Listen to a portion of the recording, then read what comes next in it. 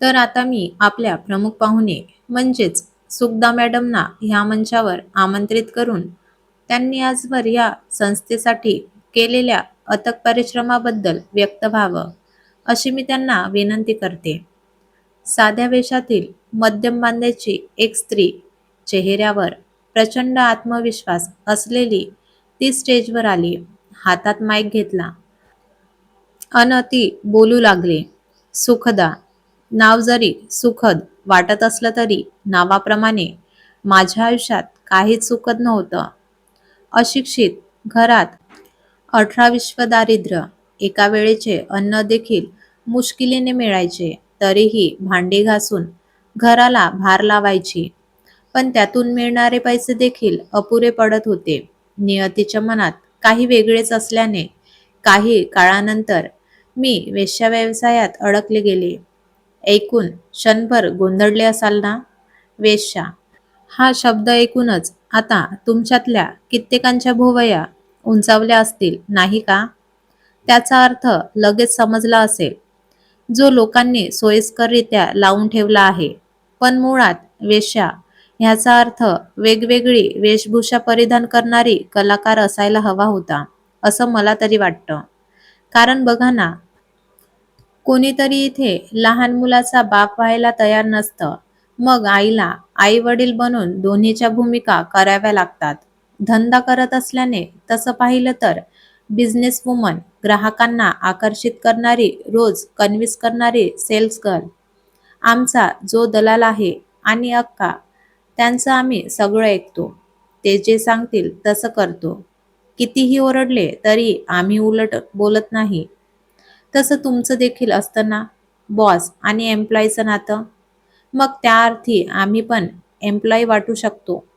स्पष्ट बोलायला गेले तर आम्हाला रोज रात्री वेगवेगळ्या पुरुषांच्या त्यांना हवं तसं लागणारं खेळणं सुद्धा व्हावं लागतं.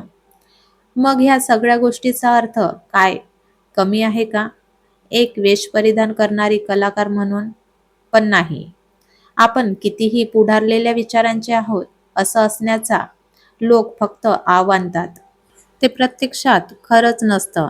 आमच्या इथे किती जण येतात. कोणाला आमच्याविषयी पुस्तक लिहायचं असतं, कोणाला आमच्या जीवनावर आधारित चित्रपट, तर कोणाला यूट्यूबवर शॉर्ट फिल्म बनवायची असते म्हणून येतात लोक. काही अपवाद वगळता त्यातले काही लोक तर मला माझा रेटही विचारून गेलीत. का ते कळलंच असेल. आम्हीही सांगतो ना त्यांना आमची कर्मकहाणी. मग जाताना आम्हाला काही देऊन जातात. पुन्हा येतो सांगून कधीच दिसत नाही. आम्हालाही आशा नसते. आम्हाला तुमच्याकडून काही नको ना, आम्ही अपेक्षा ठेवत. पण कधी तुम्ही आमची मुलाखत घेताना त्या सभ्य लोकांबद्दल विचारता, जे रोज इथे आपला चेहरा लपवून येतात आणि जाताना काहीच न केल्याचे आव आणून निघून जातात. कधी तुम्ही त्या लोकांची मुलाखत घेतली आहात का? आम्हाला प्रश्न विचारता, अगदी खोलात जाऊन. पण कधी त्या लोकांना प्रश्न विचारावेसे नाही वाटत का तुम्हाला, ज्यांच्यामुळे आज आम्ही इथे आहोत?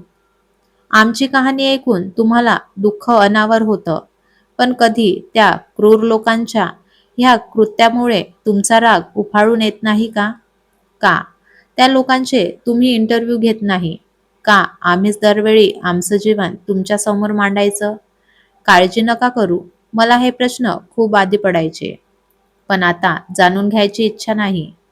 मला त्या सो कॉल्ड सभ्य लोकांची काळजी वाटते, जे आयुष्यभर स्वतःशी खोटं वागत असतात, तेही एका क्षणिक सुखासाठी. आयुष्यात काहीतरी करण्याची स्वप्न होती, पण आज केवळ मजबुरीमुळेच इथे आहे. इथे कोणतीही मुलगी स्वतःहून येत नाही.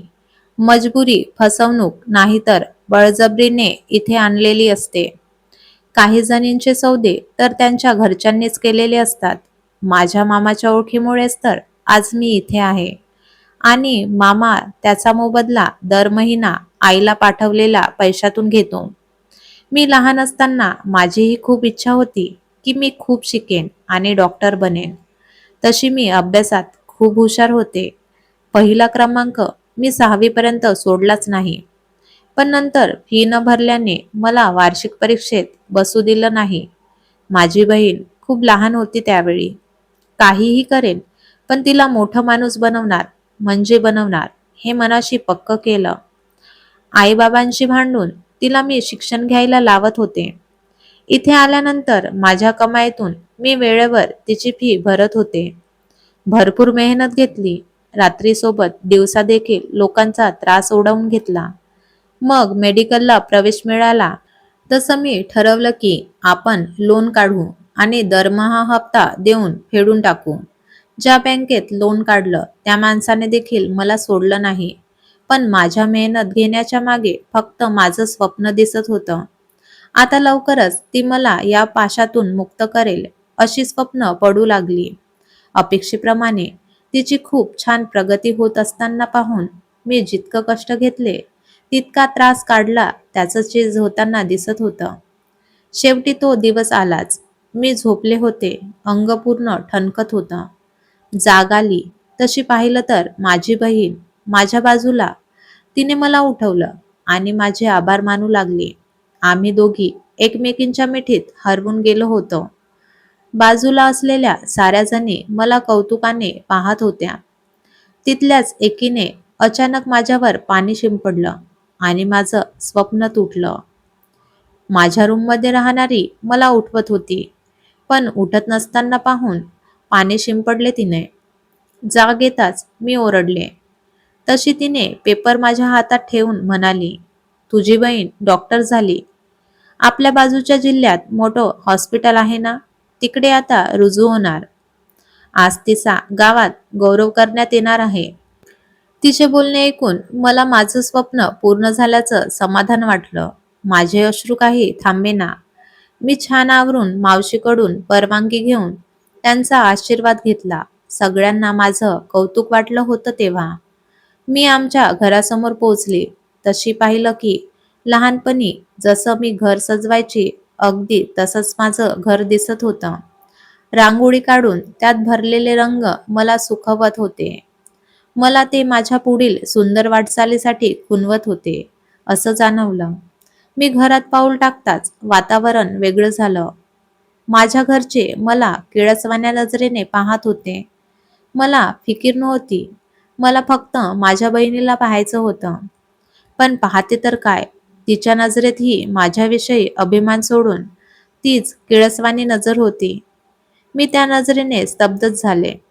घरात खूप शिवीगाळ झाली माझ्यावर. माझे आई वडील जे तिच्या शिक्षणाच्या विरोधात होते, आज तेच मला तिच्या शिक्षण करण्यामागचं यश मिरवत असताना दिसले.